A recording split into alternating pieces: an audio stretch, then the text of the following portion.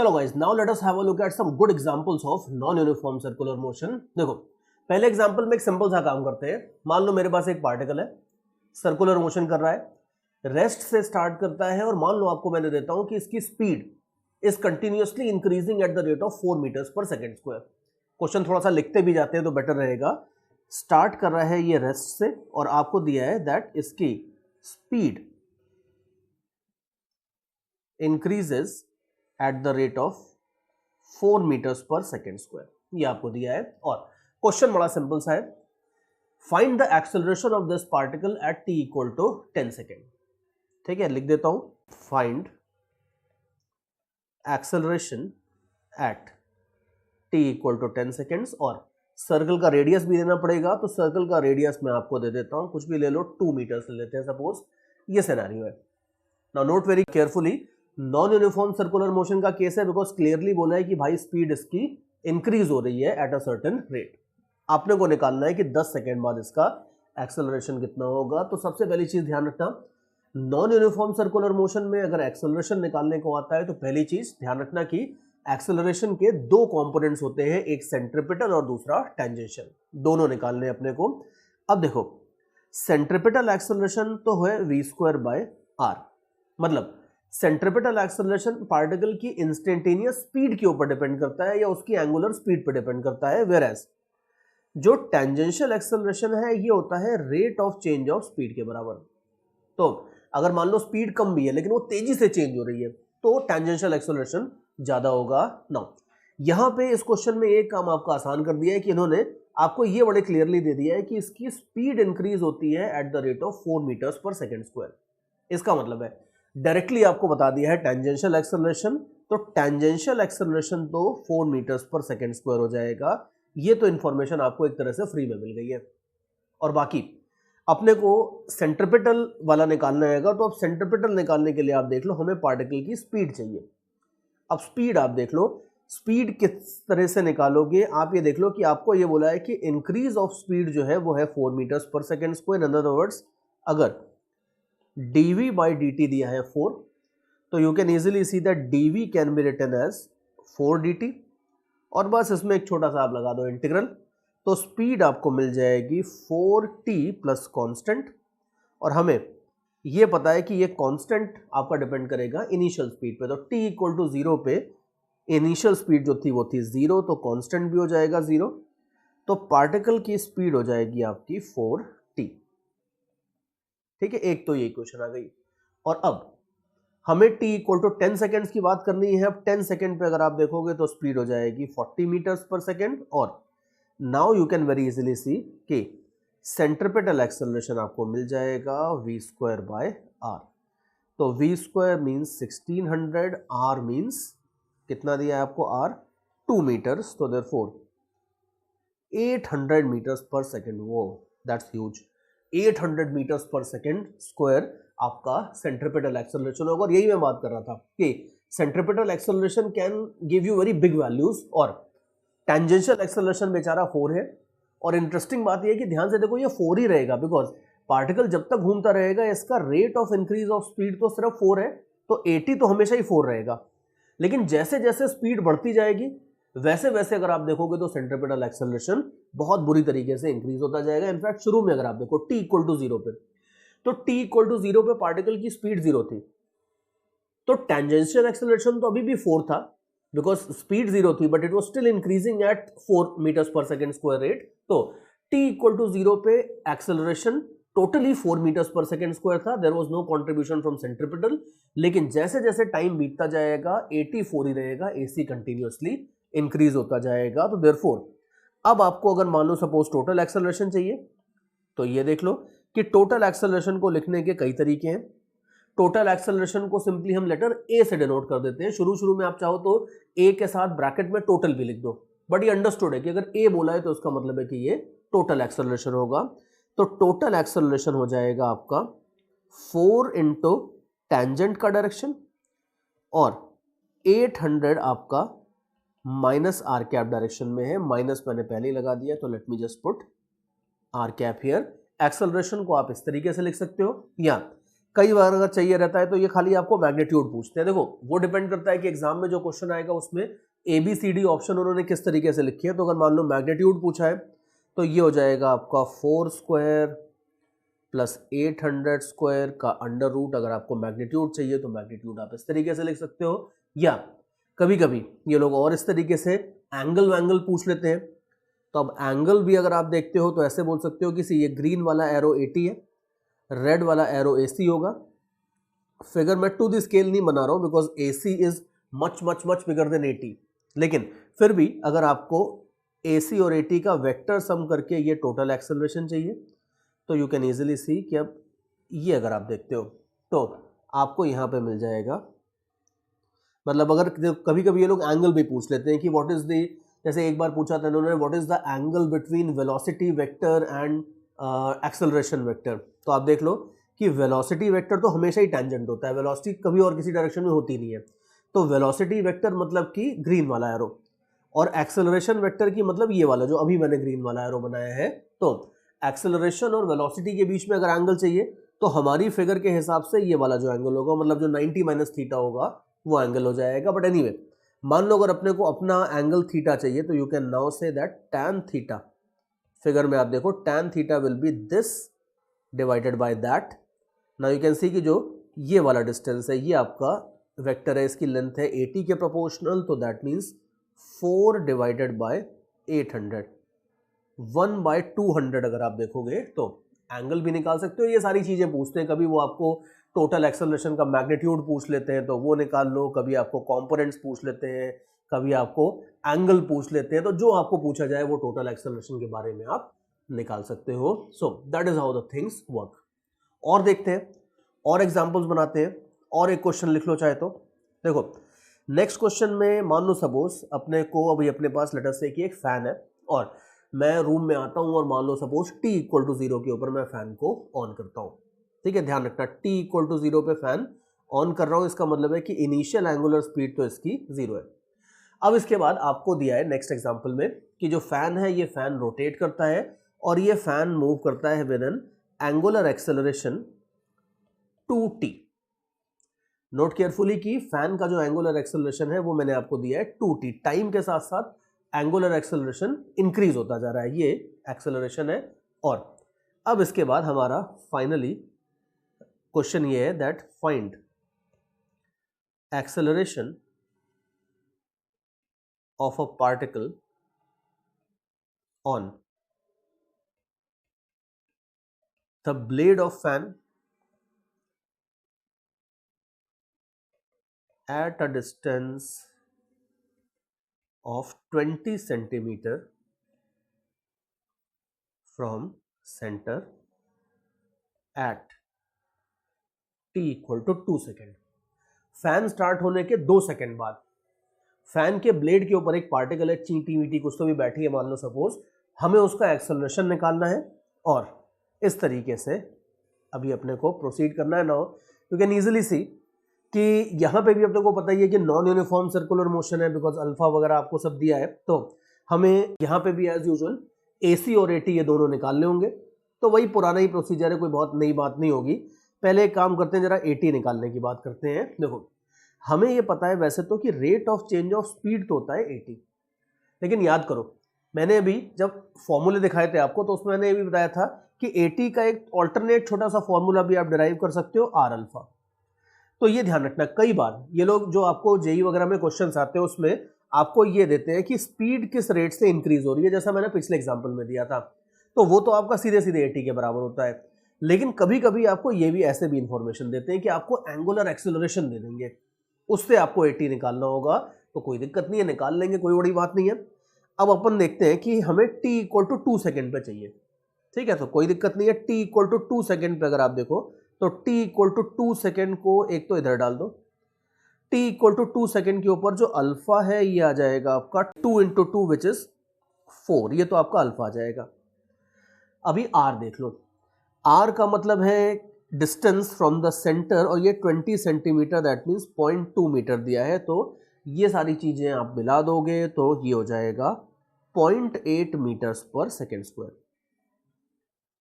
तो you can see कि tangential acceleration तो इस पर्टिकुलर इंस्टेंट के ऊपर आ जाएगा 0.8। रिमेंबर, टेंजेंशियल एक्सेलरेशन आपका रेट ऑफ चेंज के ऊपर डिपेंड करता है, तो अगर आपको rate of change of speed दी है या अल्फा दिया है तो यू कैन इजीली कैलकुलेट 80। लेकिन ये भी अपने को याद है कि सेंट्रिपिटल एक्सेलरेशन डिपेंड करता है स्पीड के ऊपर। अब यहां मैं ओमेगा स्क्वायर आर यूज करने वाला हूं, बिकॉज आप ध्यान से देखोगे कि क्वेश्चन में सब कुछ आपको एंगुलर वेरिएबल के टर्म्स में दिया है। ओमेगा मतलब जो आपको चीजें हैं वो अल्फा वगैरह के टर्म्स में दी है, तो एसी के लिए मैं ओमेगा स्क्वायर आर यूज करने वाला हूं। लेकिन इसको हटाओ, भी सबसे पहले तो ओमेगा निकालनी होगी, तो अब आप देख लो कि अल्फा होता है D omega by D T, और क्वेश्चन में आपको दिया है अल्फा की वैल्यू 2t, तो इसका मतलब है D omega will be equal to 2t multiplied by D t, ये बोल सकते हैं। इसको आप कर दो इंटीग्रेट, तो ओमेगा हो जाएगा आपका 2 into T square by 2। Initial omega 0 थी तो वो कांस्टेंट वगैरह मैं हटाई देता हूं, तो आपको एक जनरल टाइम t पे ओमेगा की वैल्यू मिल जाएगी टी स्क्वायर। ठीक है, एक तो ये आ गया ओमेगा। और ये ध्यान रखना कि सेंट्रिपिटल एक्सेलरेशन था आपका ओमेगा स्क्वायर बाय आर। तो अब आप देख लो, ये हो जाएगा आपका ओमेगा स्क्वायर मतलब t raise to 4 divided by r. एक जनरल टाइम टी पे अगर आप देखोगे तो सेंट्रिपिटल एक्सेलरेशन आ जाएगा आपका t raise to 4 by r, और बस अब इसमें आपको रख देनी है वैल्यूज, तो अपने को मिल गया है एसी भी। ठीक है, टी आपको क्या था, टी दिया था 2 सेकेंड्स, तो 2 रेज टू 4 बोले तो 16, और आर दिया था 20 सेंटीमीटर्स। तो हमेशा की तरह सेंट्रिपिटल एक्सेलरेशन खूब बड़ा आने वाला है, कोई दिक्कत नहीं है, आने दो। ये आप देख लो, ये हो जाएगा 80 मीटर्स पर सेकेंड स्क्वायर।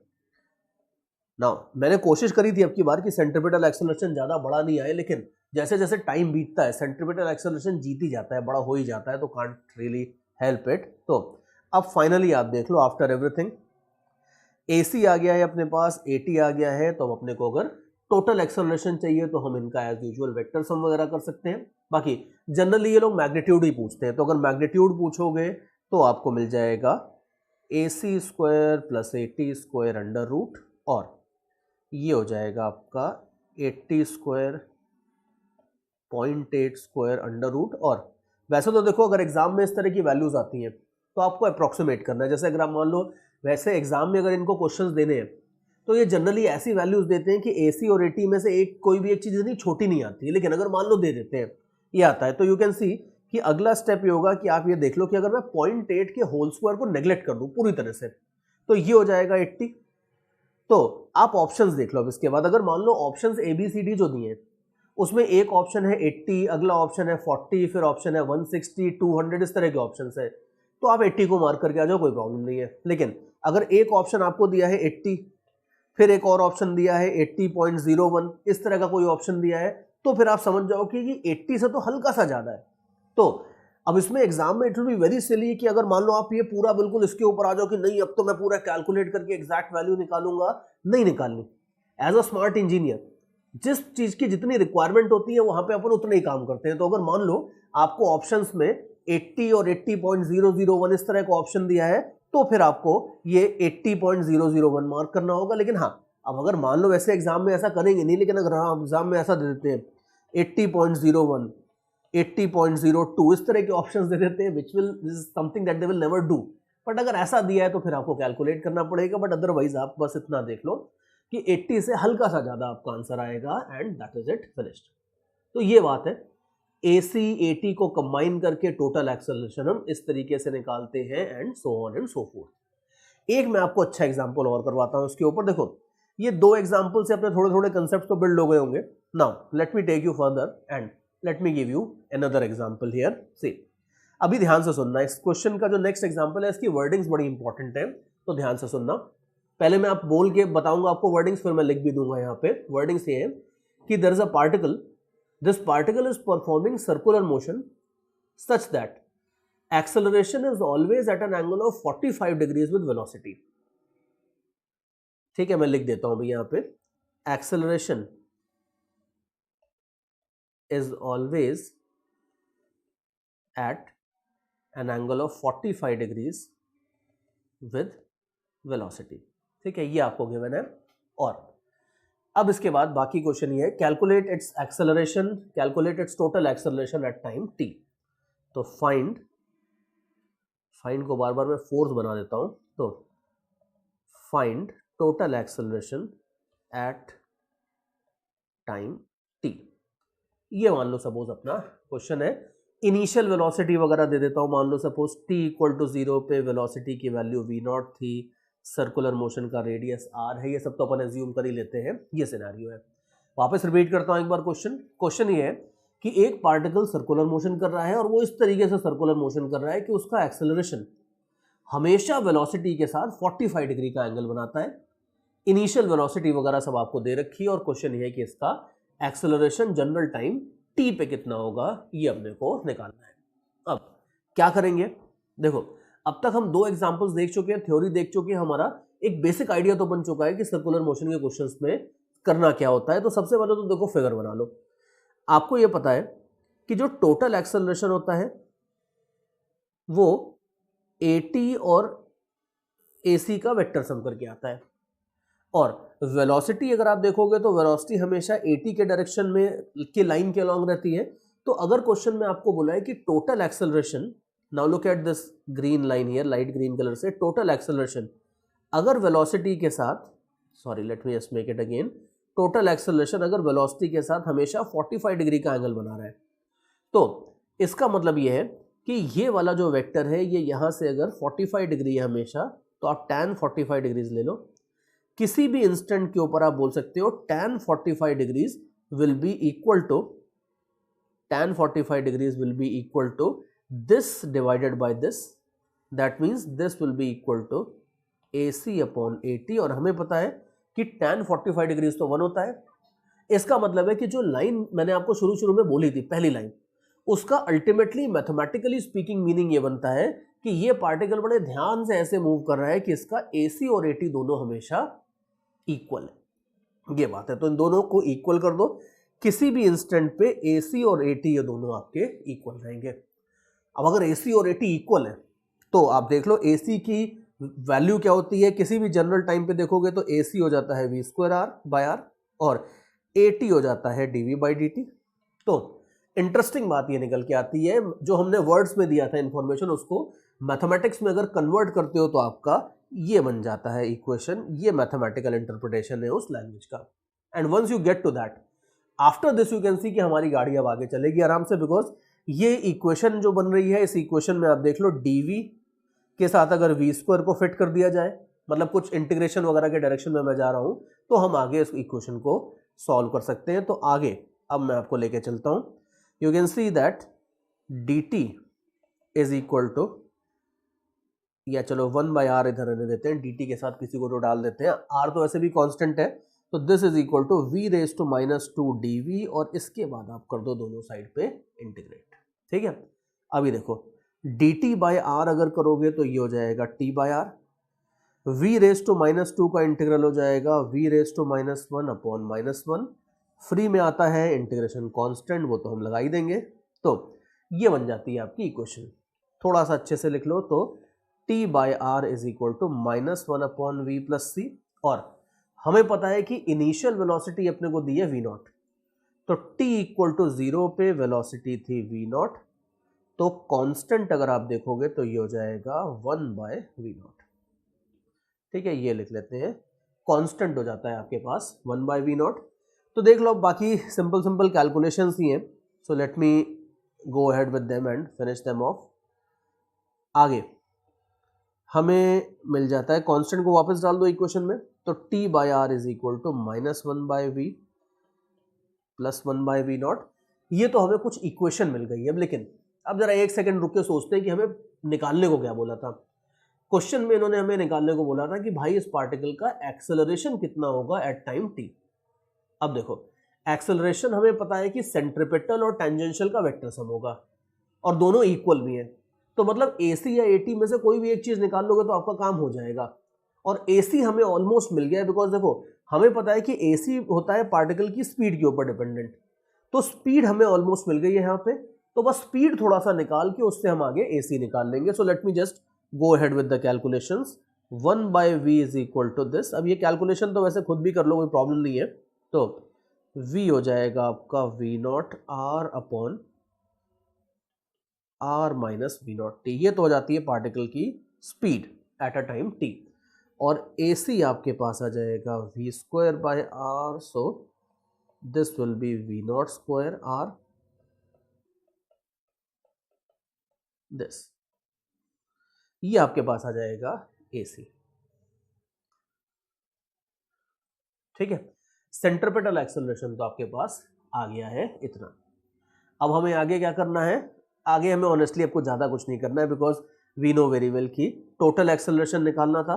तो AC और AT इक्वल है अगर, तो टोटल एक्सेलरेशन आपका अगर AC square plus AT square under root करोगे तो ये आ जाएगा आपके पास AC इंटू √2। तो देयरफॉर बस ये AC को इधर डाल दो, आपको ये मिल जाएगा कि इस पार्टिकल का टोटल एक्सेलरेशन कितना होता है एट टाइम t। तो यू कैन इजीली सी कि क्वेश्चंस में ऐसी कोई बहुत बड़ी बात नहीं होती है। नॉन यूनिफॉर्म सर्कुलर मोशन में obviously questions will be a little bit lengthier, because उसमें AC AT दोनों निकालने होंगे, इनके वेक्टर सम लेना होगा। लेकिन मोटा मोटा अपने को मालूम है कि AT जो है वो डिपेंड करता है rate of change of velocity के ऊपर, और AC डिपेंड करता है वेलोसिटी की एक इंस्टेंटेनियस वैल्यू के ऊपर। तो आपको अगर अल्फा दिया है या rate of change of speed दी है तो उससे आप AT निकाल लो, और उसके बाद अगर स्पीड मिल जाती है कहीं से तो उससे आप आगे चल के AC भी निकाल लेते हो। एक छोटा सा एग्जांपल चलो मैं और करवा देता हूं इसमें। ये थ्योरी बड़ी इंटरेस्टिंग है। शुरू में मैंने देखा है कि ये जो सेंट्रिपेटल टेंजेंशियल एक्सेलरेशन होता है, बहुत सारे बच्चे से बड़े अनकंफर्टेबल होते हैं, बिकॉज देखो एक और प्रॉब्लम ये है, इसमें कंसेप्ट डिफिकल्ट नहीं है बट वर्ड्स बड़े अजीब अजीब से हैं। सेंट्रिपेटल टेंजेंशियल है, खतरनाक खतरनाक वर्ड्स आते जाते हैं, बम की तरह गिरते हैं आपके ऊपर, और उसके बाद जो रही सही कसर होती है वो गड़बड़ वहां पे भी हो जाती है कि आर कैप भी आ जाता है, थीटा कैप भी आ जाता है। इनका कोई बहुत बड़ा मतलब नहीं है, लेकिन डरावनी लगती है शुरू में कई बार ये चीजें। तो देयरफॉर इट इज बेटर कि थोड़ा सा एक आध और एग्जांपल ले लिया जाए, so that you can be more comfortable. तो चलो एक एग्जांपल और आगे देखते हैं। सी नेक्स्ट क्वेश्चन में मान लो सपोज मेरे पास एक वही पार्टिकल है, ये पार्टिकल सर्कुलर मोशन कर रहा है, और मैं आपको दे देता हूं कि अब की बार इसकी स्पीड मैं आपको दे देता हूं, स्पीड आपकी है 2t3। सर्कुलर मोशन का रेडियस मैं आपको दे देता हूं लेट अस से 4 मीटर्स, और पार्टिकल की स्पीड टाइम के साथ साथ इस तरीके से चेंज हो रही है, v इक्वल टू 2t3।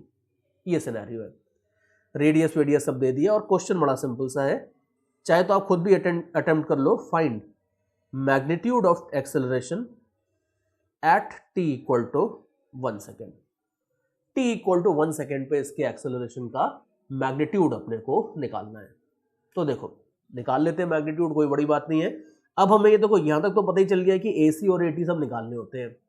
अब की बार आप ध्यान से देखो कि आपको अगर सीधे सीधे v की वैल्यू दे दी है, आपको ये दे दिया है कि भाई इतनी स्पीड है पार्टिकल की, तो आपको AC बड़े आराम से मिल जाएगा, बिकॉज AC हो जाएगा आपका v square by r।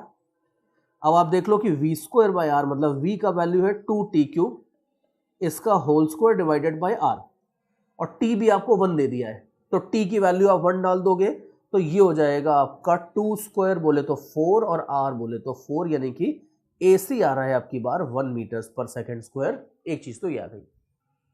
AT देख लो, अब AT हो जाता है rate of change of speed, ध्यान रखना not rate of change of velocity.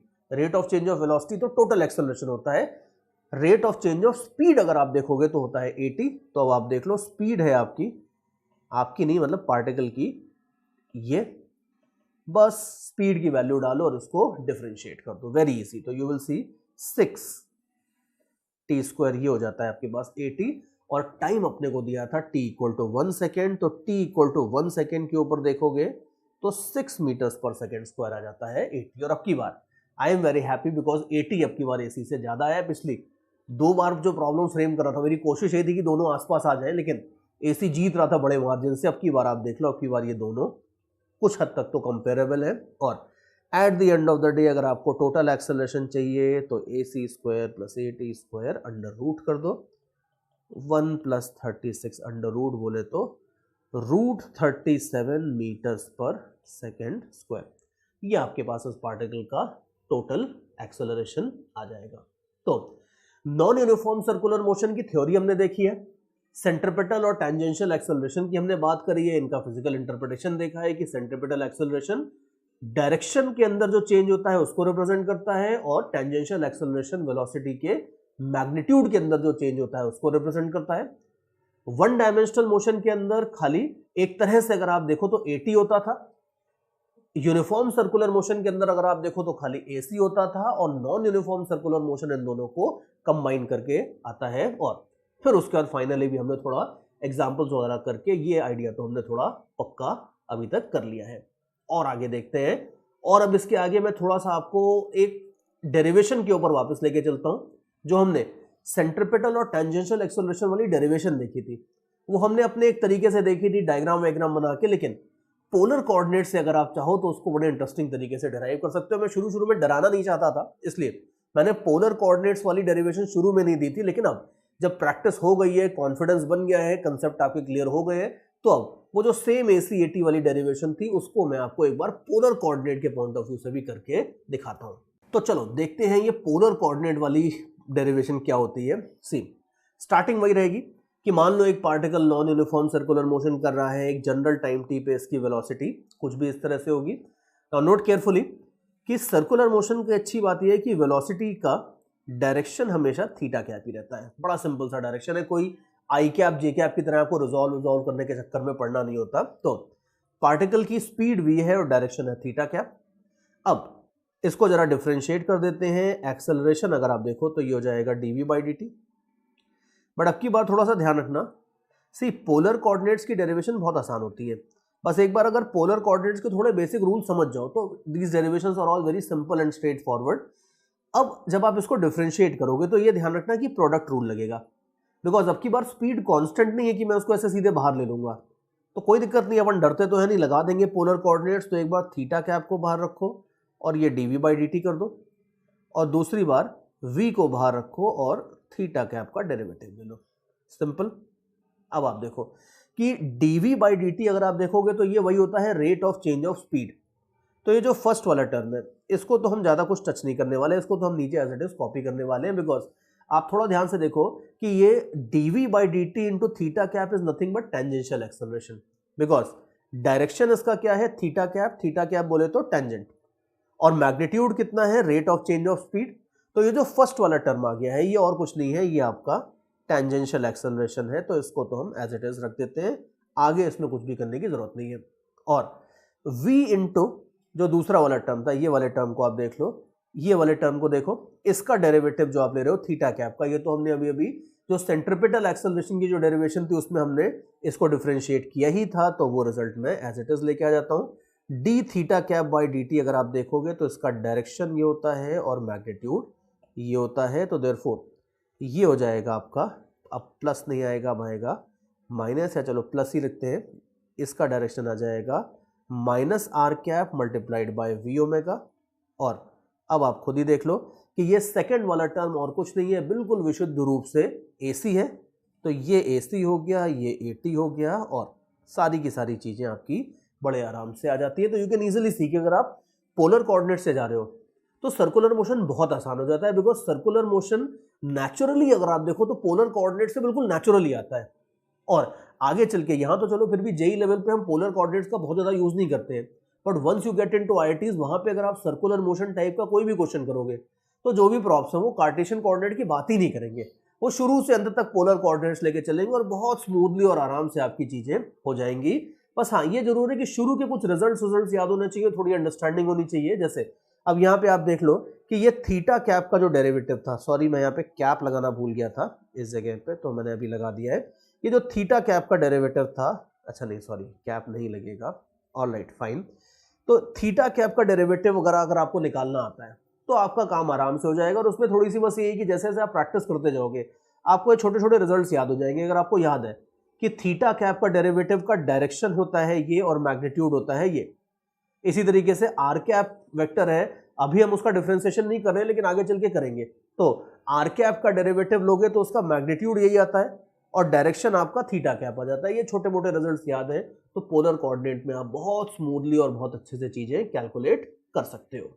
ठीक है, अभी आगे चलते हैं। तो चलो यूनिफॉर्म सर्कुलर मोशन और नॉन यूनिफॉर्म सर्कुलर मोशन, इन दोनों का हमारा कोर कंसेप्ट तो क्लियर हो गया है। एंड आइडियली अगर इस स्टेज पे मैं आपको बिल्कुल छोड़ देता हूं, कहता हूं कि अब जाओ सर्कुलर मोशन के कर लो जितने क्वेश्चंस करने हैं, तो ऑनेस्टली सर्कुलर मोशन के आपको सारे के सारे क्वेश्चंस बन जाएंगे, बिकॉज ये थ्योरी सर्कुलर मोशन के सारे क्वेश्चंस को सॉल्व करने के लिए सफिशिएंट है। Of course I am talking about kinematics of circular motion. लेकिन स्पीड बढ़ाने के लिए, थोड़ा सा जल्दी जल्दी क्वेश्चन सॉल्व करने के लिए कॉम्पिटिटिव एग्जाम्स के पॉइंट ऑफ व्यू से एक आध छोटे मोटे पॉइंट्स और होते हैं, स्पेशल केसेस और होते हैं, उनको अगर देख लोगे तो आपका काम अच्छे से और अच्छा हो जाएगा। तो अब चलो, अब हम अच्छे से और अच्छे की तरफ चलते हैं। सी, नॉन यूनिफॉर्म सर्कुलर मोशन तो हमने देखा है, लेकिन आप ये देखो कि नॉन यूनिफॉर्म सर्कुलर मोशन में स्पीड वेरिएबल होती थी, दैट मींस ओमेगा वेरिएबल होती थी। लेकिन अगर मैं इसका एक स्पेशल केस बनाना चाहूं तो बना सकता हूं। मैं आपको नॉन यूनिफॉर्म सर्कुलर मोशन का एक स्पेशल केस कराने वाला हूं, जिसके अंदर अल्फा कांस्टेंट होगा। देखो, ये कोई नई बात नहीं है, ये पुरानी बात है। अब याद करो, सबसे पहले जब आप क्लास 8th में थे तो आप वो केस देखते थे जिसमें हम speed equal to distance upon time करते थे, कांस्टेंट वेलोसिटी का केस। फिर जब 9th पे आ जाते थे तो हम कांस्टेंट एक्सेलरेशन की बात करते थे, उसमें v equal to u plus at वाली आपकी ये इक्वेशंस आती थी। और उसके बाद जब 11th में आ गए तो हम वेरिएबल एक्सेलरेशन पे आ गए। अब आप देख लो, आइडियली अगर आपको वेरिएबल एक्सेलरेशन आता है तो उससे बाकी सारे के सारे पार्ट्स अपने आप ही डिराइव हो जाएंगे, अपने आप सॉल्व हो जाएंगे। बट फिर भी ये तीन इक्वेशंस का यूज करके हम कांस्टेंट एक्सेलरेशन वाले प्रॉब्लम्स में इंटीग्रेशन करने से बच सकते हैं, थोड़ा सा काम सिंप्लीफाई कर सकते हैं। लकीली वो सेम चीज यहां पे भी आती है कि अगर मान लो सपोज मेरे पास एक पार्टिकल है, वो नॉन यूनिफॉर्म सर्कुलर मोशन तो कर रहा है, लेकिन ऐसा नॉन यूनिफॉर्म सर्कुलर मोशन है जिसमें स्पीड यूनिफॉर्मली चेंज हो रही है। इन अदर वर्ड्स, अगर अल्फा कांस्टेंट है तो हम लकीली अपना काम काफी सिंप्लीफाई कर सकते हैं। देखो, जैसे हमारे नॉर्मल मोशन के अंदर, वन डायमेंशनल मोशन के अंदर अगर एक्सेलरेशन कांस्टेंट होता था तो हम एक्सेलरेशन की डेफिनेशन को इंटीग्रेट करके acceleration equal to d v by d में dv equal to a d t लिखते थे। इसको इंटीग्रेट करके डायरेक्टली हम ये निकाल लेते थे v equal to u plus a t. बिल्कुल सेम तरीके से अगर आप देखो कि अगर अल्फा है तो अल्फा होता है D omega by D T, तो D omega can be written as alpha D T. और अगर अब आप इसको इंटीग्रेट करोगे तो बिल्कुल v equal to u plus a t जैसा ही सारा का सारा काम चल रहा है, बस v की जगह ओमेगा आ गया है और t की जगह t ही रह गया है, a की जगह अल्फा आ गया है। तो देयरफॉर जैसे हमारी कांस्टेंट एक्सेलरेशन की तीन इक्वेशंस होती थी, वैसे ही उसी तरीके से एग्जैक्टली आप डिराइव कर सकते हो कांस्टेंट एंगुलर एक्सेलरेशन की ये तीन इक्वेशंस, और इनको आप यूनिफॉर्मली एक्सेलरेटेड सर्कुलर मोशन के अंदर यूज कर सकते हो। ये बात है। तो ध्यान से देखो, बिल्कुल सिंपल इक्वेशन है, बस v और u की जगह मैं फाइनल ओमेगा और इनिशियल ओमेगा लिख देता हूं। इनिशियल ओमेगा को मैं ओमेगा नॉट से डिनोट कर रहा हूं। s का मतलब होता था डिस्प्लेसमेंट, यहाँ पे थीटा, कई बुक्स में डेल्टा थीटा भी लिखते हैं, वो थोड़ा सा और ज्यादा अच्छा लगता है देखने में, लेकिन वो कॉम्प्लेक्स भी हो जाता है, तो मैं खाली थीटा लिख रहा हूं। थीटा का मतलब होगा एंगुलर डिस्प्लेसमेंट हर जगह पे। तो ये तीन इक्वेशंस का यूज करके अभी हम देखेंगे कि कांस्टेंट अल्फा वाले क्वेश्चंस को आप थोड़ा आराम से सॉल्व कर सकते हो। बट फिर भी ध्यान रखना कि it is not really necessary. In fact अगर आप किसी बीटेक थर्ड ईयर के, सेकेंड ईयर के, फोर्थ ईयर के बच्चे से पूछोगे तो वो ये सारी इक्वेशन भूल जाते हैं, वो ये वाली इक्वेशन भी भूल जाते हैं। लॉन्ग रन में जब आप बीटेक में थोड़ा सा अपने साइंस में और अच्छे लेवल पे पहुंच जाओगे तो आप ये सारी इक्वेशंस या तो याद करने का आपके पास टाइम होगा और ना याद रहेंगी। तब ऐसी स्टेज आ जाती है जहां पे आपको अगर कांस्टेंट एक्सेलरेशन का भी क्वेश्चन आता है तो भी लोग फटाफट इंटीग्रेट करके निकाल देते हैं। तो आगे चल के ये इक्वेशन बहुत ज्यादा यूज नहीं होंगी, लेकिन फिर भी जेई लेवल पे थोड़ी स्पीड वीड बढ़ाने के लिए आप इन इक्वेशंस को यूज कर सकते हो। थोड़ी सी बस प्रैक्टिस कर लेते हैं इसकी। देखो, चाहो तो इन क्वेश्चंस को खुद भी कर सकते हो, इसीलिए मैंने सारे के सारे क्वेश्चंस में नीचे अभी आंसर वांसर फिर से देने शुरू कर दिए, बिकॉज ये सब आसान आसान क्वेश्चंस होते हैं जो इस टाइप के क्वेश्चंस होते हैं। जैसे अभी आप देखो, फैन वापस आ गया है और अब की बार आपको दिया है that fan is starting from rest और उसका कांस्टेंट एंगुलर एक्सेलरेशन है 2। ठीक है, तो अब आप देखो, सबसे पहले इंफॉर्मेशन दे दी है starting from rest, constant angular acceleration 2, और अब बोल रहे हैं पार्ट ए में एंगुलर स्पीड निकालनी है 5 सेकेंड बाद। कुछ भी नहीं करना है, absolutely you are also smiling, I am also smiling, because इसमें कुछ भी नहीं करना है। v equal to u plus a t लगा दो, omega naught plus alpha into t कर दोगे तो ये हो जाएगा 10 रेडियंस पर सेकेंड। Very easy. 5 सेकेंड बाद देखोगे तो इसकी एंगुलर स्पीड आ जाएगी 10, और आगे देखते हैं, दूसरा पार्ट ये पूछ रहे हैं what is the angle covered in this time. तो ठीक है यार, मैं तो डर ही गया बिल्कुल, कितना कॉम्प्लेक्स क्वेश्चन है। You can see S equal to u t plus half a t square लगा दो, तो S equal to u t plus half a t square अपन लगा देते हैं। Now you can see initial तो कुछ था नहीं, अल्फा आपको दिया है 2 और कितने टाइम में 5 सेकेंड, मतलब कि 25 रेडियंस एंगल कवर्ड चाहिए, तो ये 25 रेडियंस कवर करने वाला है। या कभी कभी आपको ये पूछ लेते हैं कि ये कितने रोटेशंस करेगा, तो वो रोटेशंस भी निकाल सकते हैं। इनफैक्ट आप देख लो सी पार्ट में आपको यही पूछा है कि ये इतने टाइम में कितने रोटेशंस कर लेगा, तो it's very easy, you know very well कि 1 rotation is equal to 2 pi radians, simple. तो इसका मतलब है कि अगर 25 रेडियंस है तो 25 अपॉन 2 पाई रोटेशंस आपके पास आ जाएंगे। So this will be the thing. तो ये छोटी मोटी चीजें आप आराम से सॉल्व कर सकते हो, बहुत ही आसान एग्जांपल था, पेट नहीं भरा इसका, तो थोड़ा और आगे चलते हैं। Let me see if I can complicate things a little bit, although again ये वाला पार्ट ऐसा है जिसमें कुछ बहुत ज्यादा कॉम्प्लिकेट होता नहीं है, बिकॉज मोशन इन 1 डायमेंशन में तो हमने फिर भी देखा था, हम इसमें एपी जीपी ये वो मिला जुला के कुछ क्वेश्चंस बना लेते थे। सर्कुलर मोशन में वो उतना परेशान नहीं करते, बिकॉज उनको भी पता है कि सर्कुलर मोशन में और बहुत सारे अच्छे अच्छे कंसेप्ट हैं जिसमें कंसेप्चुअल क्वेश्चंस बनाए जा सकते हैं, तो वो इस सेक्शन में आपको ज्यादा परेशान नहीं करेंगे। ऐसे ही 2-3 छोटे मोटे मैं एग्जांपल्स लूंगा, जैसे भी वीडियो पॉज कर दो चाहे तो एक बार पढ़ लो जो ये क्वेश्चन है and try to solve it on your own first. देखो क्वेश्चन में भी दिया है कि अपने पास फिर से एक पार्टिकल है और इस पार्टिकल का एंगुलर एक्सेलरेशन कांस्टेंट है 4, ठीक है। इनिशियली पार्टिकल रेस्ट पे था, बड़ी अच्छी बात है, तो ओमेगा नॉट तो आपको 0 दे दिया है। अब ये बोल रहे हैं कि कितने टाइम बाद AC और AT इक्वल हो जाएंगे। अब चलो ये तो कुछ तो पूछा है एटलीस्ट, तो AC और AT ये दोनों अपने को इक्वल करने और पूछ रहे हैं कि भाई कितने टाइम बाद ये हो जाएंगे। तो देखो AT तो हो जाता है आपके पास R अल्फा, और AC अगर आप देखोगे तो ये हो जाएगा ओमेगा स्क्वायर R, ठीक है। मैं AC के लिए V स्क्वायर बाय R भी यूज कर सकता था, लेकिन अगर पूरे क्वेश्चन में सब कुछ एंगुलर वेरिएबल के टर्म्स में दिया है तो इट इज बेस्ट कि यहाँ पे भी हम सारे एंगुलर वेरिएबल्स ही लेके चले तो बेटर रहेगा। और एक और अच्छी बात है कि इन्होंने क्वेश्चन में ध्यान से देखो कहीं सर्कल का रेडियस नहीं दिया है, बट चाहिए भी नहीं हमें, बिकॉज यू कैन इजीली सी कि रेडियस कैंसिल हो जाएगा। तो जो कंडीशन उन्होंने दी है, इस कंडीशन में देखो ऐसा टाइम निकालना है जब alpha equal to omega square हो जाए, और फर्दर हमें ये चीज पता है that omega is equal to omega naught plus alpha t. Omega naught तो 0 है, तो omega can be written as alpha t. तो अब ओमेगा स्क्वायर कर दोगे अगर, तो ये हो जाएगा अल्फा स्क्वायर टी स्क्वायर। तो ये बन जाती है आपकी equation, very easy. Alpha alpha काट दो और इसमें टी स्क्वायर की वैल्यू मिल जाएगी आपको 1 बाय अल्फा।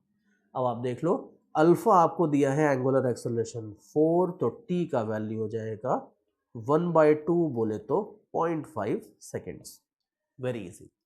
तो ये देख लो। अच्छा एक चीज जरूर देखना कि इस क्वेश्चन में बस आपको, इस क्वेश्चन में ये नहीं दिया था, जैसे थोड़ी देर पहले मैंने आपको एक क्वेश्चन दिया था जिसमें मैंने AC और AT इक्वल करवाए थे, वो बिल्कुल अलग क्वेश्चन था। उसमें मैंने आपको बोला था कि AC और AT हर इंस्टेंट के ऊपर इक्वल होते जा रहे हैं।